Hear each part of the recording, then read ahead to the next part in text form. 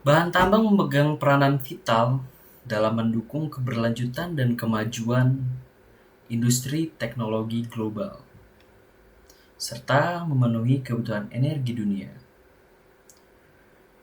seperti batu bara, bahan tambang minyak, dan lain sebagainya.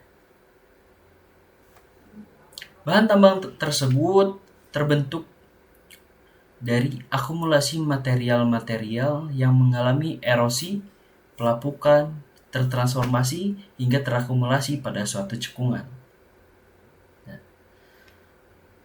Bahan tambang yang terbentuk dari cekungan sedimen memiliki peranan yang sangat penting dalam industri pertambangan.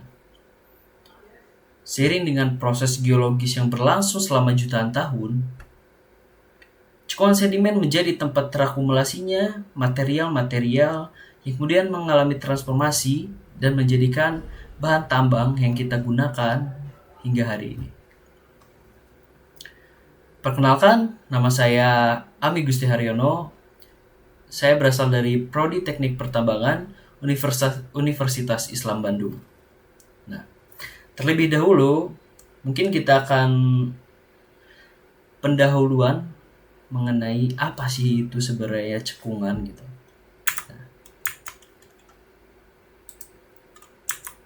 Cekungan sendiri merupakan suatu bentuk geologis yang berbentuk depresi ataupun cekungan pada permukaan bumi.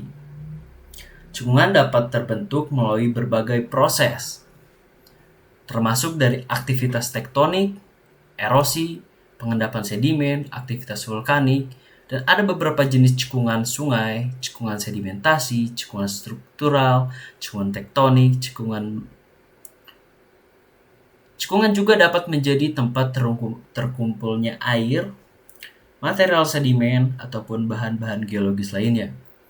Dan seringkali memiliki peran penting dalam ekologi, sumber daya alam, dan geologi regional. Selanjutnya, apa sih cekungan sedimen? Cekungan ini merupakan tempat terakumulasinya material hasil pelapukan erosi yang mengalami proses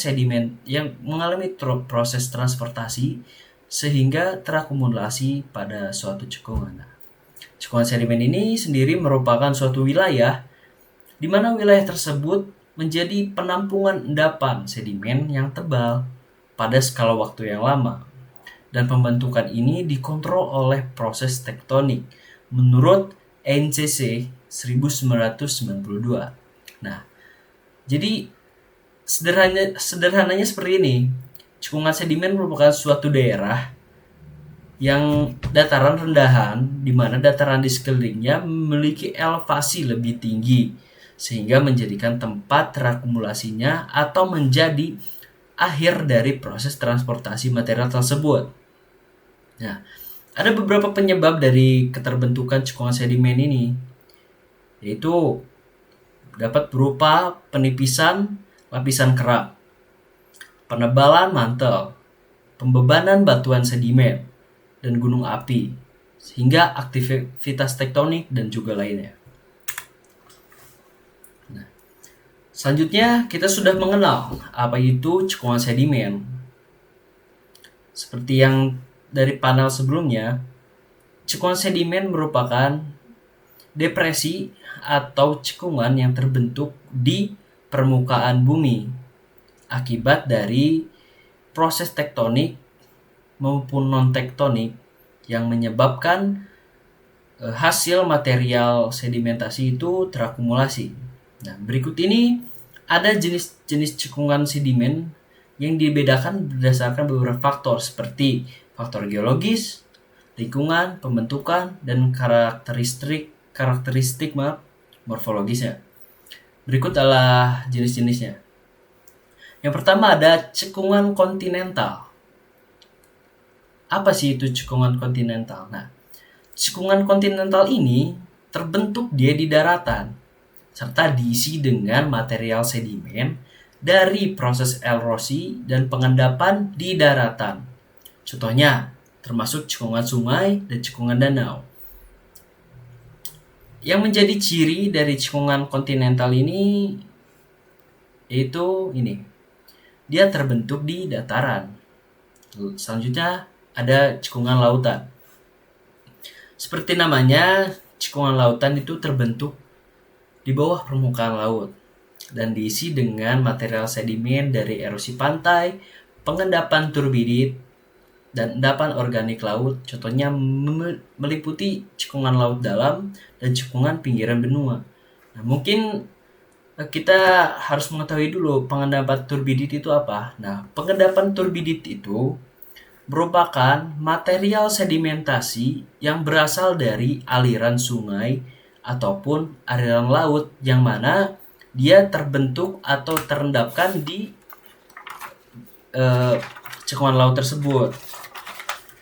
Selanjutnya ada cekungan tektonik ya. Faktor utama mekanisme cekungan sebetulnya dipengaruhi oleh cekungan tektonik ini. Cekungan ini terbentuk dari aktivitas tektonik seperti aktivitas subduksi lempeng, pergerakan lempeng, pembelahan lempeng, dan contohnya adalah cekungan rift dan cekungan subduksi. Selanjutnya ada juga cekungan vulkanik ya.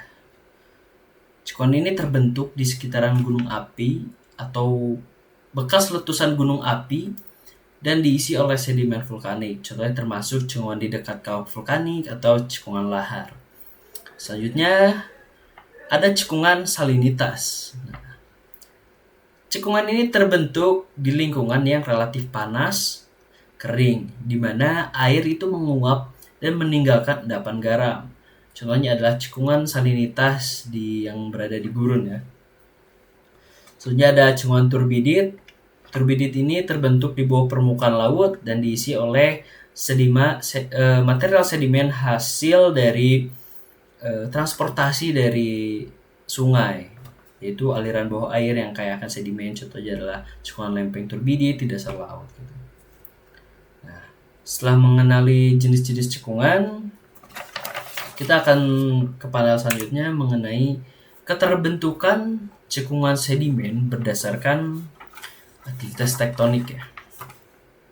Di sini ada 4 panel gambar mengenai bagaimana sih atau bentuknya bagaimana gitu mengenai keterbentukan cekungan sedimen ini. Oke. Saya akan membahas yang pertama. Jadi yang pertama itu ada cekungan konvergen atau konvergensi basil. Nah, konvergensi ini terjadi ketika kedua lempeng tektonik itu bertemu dan salah satu lempengan itu menujam ke bawah lempengan lainnya atau biasa kita sebut zona subduksi. Nah, akibat dari tubrukan dua lempeng ini dan salah satunya menujam, otomatis akan terbentuk suatu celah ataupun cekungan di cekungan sedimen di sepanjang zona subduktis tersebut. Nah, cekungan ini seringkali berada di laut dalam atau laut dalam. Nah, proses ini juga menyebabkan adanya pengangkatan dan penumpukan material sedimen di bagian tepian lempeng yang lebih luas, seperti membentuk cekungan tektonik di sepanjang lempengan yang berlipat ataupun bertekuk.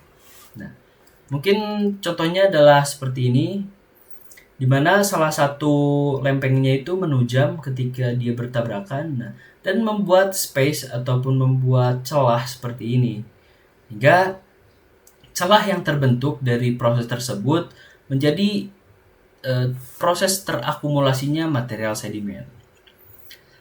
Selanjutnya ada cekungan divergen. Nah, cekungan ini terjadi ketika dua lempeng tektonik bergerak saling menjauh satu sama lain, sehingga menciptakan celah ataupun lembah yang dikenal sebagai rift. Nah, dalam rift itu sendiri terbentuk cekungan sedimen yang disebut cekungan rift. Cekungan ini dapat diisi dengan sedimen yang berasal dari proses erosi dan pengendapan di sekitarnya. Nah, bagaimana sih proses keterbentukan cekungan divergen ini atau cekungan rift. Nah, ketika dua lempeng itu saling berjauhan akibat adanya arus konveksi di bawah permukaan bumi atau tenaga dari mantel bumi, kedua lempeng ini akan saling berjauhan seperti gambar di atas ini. Seperti gambar. Nah,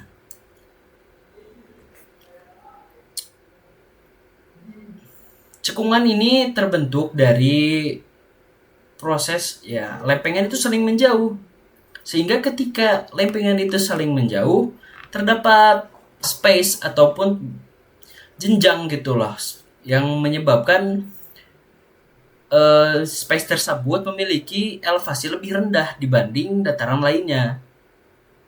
Nah, lalu cekungan yang terbentuk dari rifting margin ini menjadi tempat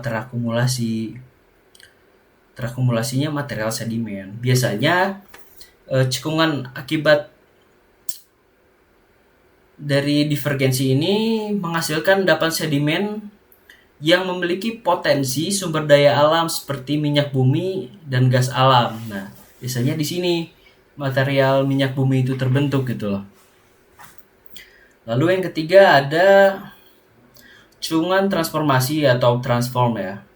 Nah, jadi transform ini ketika dua lempeng tektonik bergerak sejajar satu sama lain dalam arah yang berlawanan akan menciptakan zona pergeseran lempeng tektonik yang disebut juga sesar transform ya. Lalu pada beberapa kasus sesar transform ini menciptakan cekungan sedimen di mana gini, ketika dua lempengan saling bertabrakan, ada salah satu atau kedua lempeng tersebut mengalami pengurangan kekuatan atau hancur lah istilahnya, sehingga zona hancuran tersebut menjadi cekungan. Nah, di mana yang cekungan tersebut menjadi awal mula dari terbentuknya cekungan sedimen, yang mana awalnya mungkin kecil, tapi akibat terendapkan terus material sedimen tersebut hingga terakumulasi sepanjang zona sesar transform tersebut. Nah, ini ada passive margin. Passive margin merupakan jenis cekungan juga di mana lempengan benua ini diperluas gitu. Jadi ketika lempengan saling tarik-menarik hingga lempengan benua itu akan diperluas atau diterobos sehingga membentuk cekungan samudra yang terbentuk dari penyebaran Porty Rift gitu. Nah, ini ada gambar satu lagi mengenai cratonic basin. Jadi cratonic basin ini merupakan cekungan yang terbentuk pada area kraton ataupun lempeng pada jarak tertentu yang mengalami penurunan permukaan tanah yang berbeda. Mungkin ini mengenai keterbentukan cekungan sedimen ya, berdasarkan aktivitas tektonik itu sendiri. Selanjutnya kita akan membahas mengenai lanjutan dari keterbentukan cekungan sedimen itu. Sebetulnya mekanisme dalam pembentukan cekungan sedimen ini dipengaruhi yang pertama oleh ini, aktivitas tektonik. Pada gambar yang pertama ini disebut juga zona pemekaran lempeng.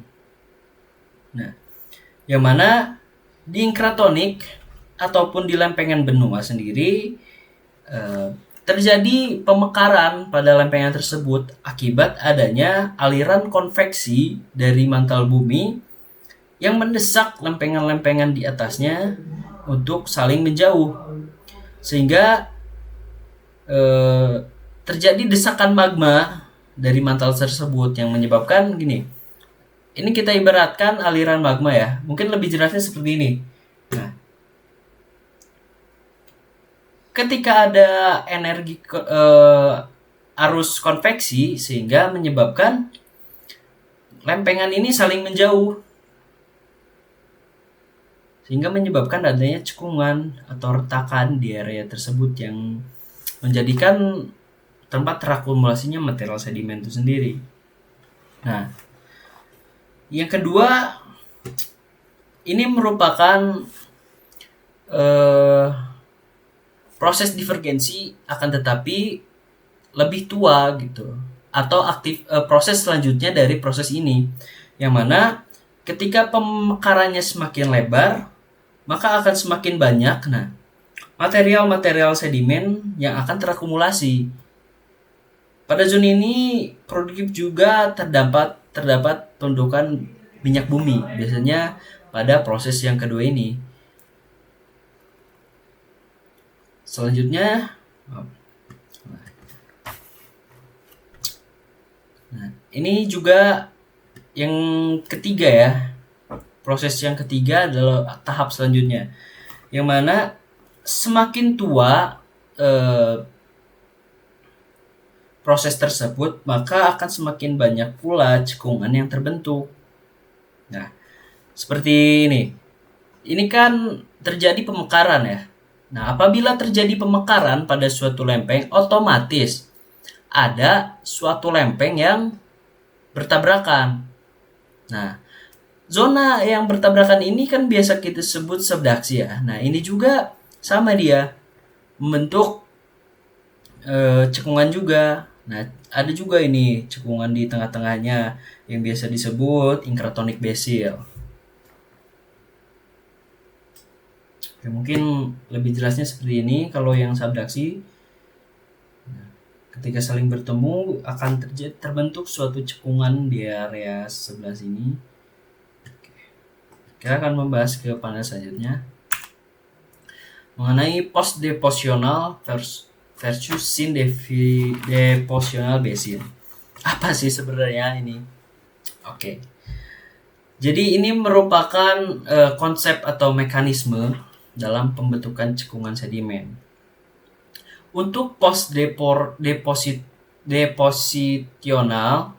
basin itu terbentuk setelah adanya material sedimen yang membentuk cekungan kembali pada posisi pengisian unidirektoral atau bersumber dari satu arah gitu. Jadi ibaratkan gini, cekungan ini ada dua jenis cekungan ini. Cekungan sebelahnya itu terbentuk dari material sedimen tersebut telah terakumulasi, akan tetapi akibat dari pembebanan yang dilakukan dari material sedimen tersebut menyebabkan adanya tekanan gitu, sehingga cekungan sedimen itu semakin dalam dan semakin kompak istilahnya. Dan arah dari sedimentasi ini sejajar karena material sedimen itu sudah ada dari sebelum cekungan ini lebih dalam gitu. Lalu ada sin depositional basin. Nah, kalau sin depositional basin ini bedanya dengan depositional basin. Sin depositional ini terbentuk bersamaan atau sebelum bahkan material pengisi cekungan itu ada. Nah, kalau dilihat dari arahnya nih, material sedimen itu terakumulasi dari segala arah. Karena gini, dia terbentuk sebelum material sedimen itu ada, sehingga dia masuk ke segala arah dari cekungan tersebut. Biasanya ini terbentuk di laut dalam. Oke, kita ke panel selanjutnya.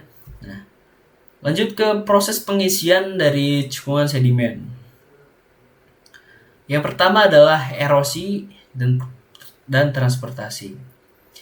Batuan induk yang tererosi akan mulai tertransportasikan oleh beberapa sumber, seperti dari awalnya yang dari pegunungan, tertransportasi oleh sungai, sehingga lepas dari batuan induknya, yang mana material tersebut itu terangkut oleh aliran air, arus air, angin, gletser, bahkan ya, terangkut hingga ke dalam cekungan sedimen tersebut gitu. Lalu ada pengendapan. Nah, ketika material sedimen sampai ke tahap akhir transportasi ataupun cekungan sedimen, energi transportasinya akan berkurang dan material sedimen itu akan mulai terakumulasi gitu, menumpuk di dasar cekungan sehingga endapan sedimen ini juga dapat berupa pasir, kerikil, lumpur, endapan organik seperti tumbuhan ataupun sisa organisme laut gitu. Lalu ada akumulasi sedimen. Material sedimen yang terendapkan itu mulai terakumulasi seiringnya waktu gitu. Dan ini berlangsung hingga ribuan hingga jutaan tahun. Faktor-faktor seperti curah hujan, aliran sungai, arus laut ataupun aktivitas vulkanik dapat mempengaruhi tingkat pengisian cekungan sedimen tersebut. Nah, setelah tererosi, tertransportasi, terendapkan, terakumulasi, selanjutnya ada diagenesis. Apa sih diagenesis ini? Jadi material sedimen yang terkumpul mengalami proses transformasi menjadi batuan sedimen akibat dari tekanan, panas, reaksi kimia, dan lain-lainnya. Atau bisa disebut juga sebagai pembatuan lah diagenesis ini. Atau perubahan dalam struktur kimia atau fisika pada endapan sedimen tersebut. Lalu ada perubahan lingkungan, yes. Seiring waktu lingkungan cekungan sedimen akan berubah seperti perubahan iklim, aktivitas tektonik, perubahan level laut dan dapat mengaruhi proses pengisian cekungan sedimen tersebut gitu.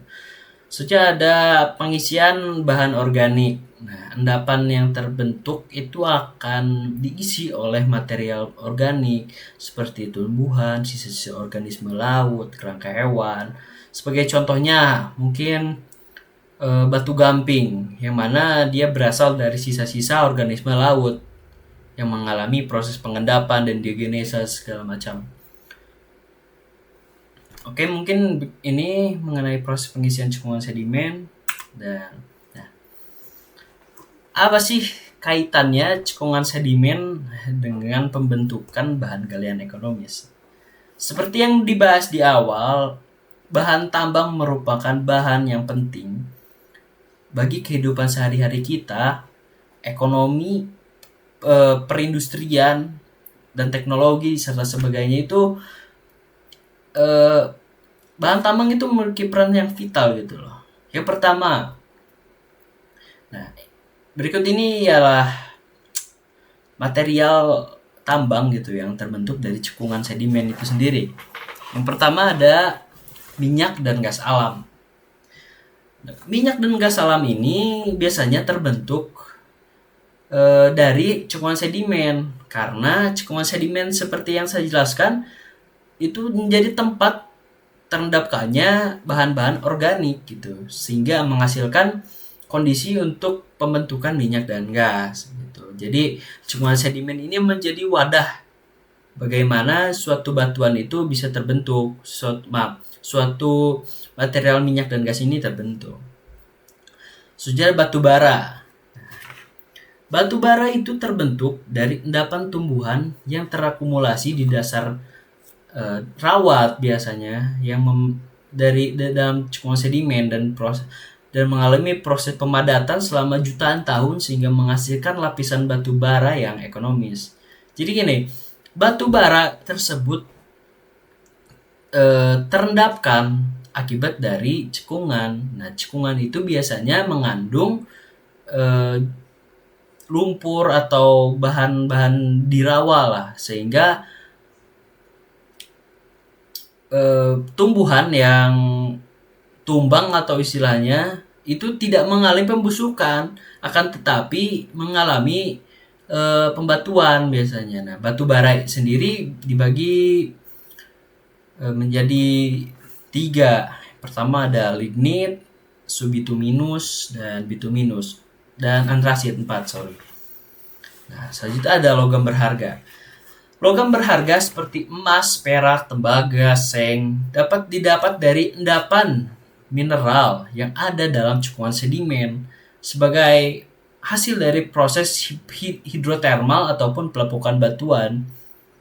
Selanjutnya ada material konstruksi seperti endapan pasir, kerikil, batu gamping terbentuk di dalam cekungan sedimen itu digunakan juga dalam konstruksi gitu, pembangunan jalan dan produksi semen lainnya. Nah, dengan demikian, cekungan sedimen memiliki peranan yang penting dalam pembentukan dan akumulasi bahan galian ekonomis yang berharga untuk dieksploitasi dalam industri dan ekonomi. Nah, mungkin itu saja yang dapat saya bahas untuk kali ini. Kolom komentar akan dijadikan tempat diskusi yang paling baik. Mohon maaf apabila ada kesalahan dan ucapan kata yang dilakukan oleh saya. Saya mengucapkan mohon maaf dan terima kasih. Wassalamualaikum warahmatullahi wabarakatuh.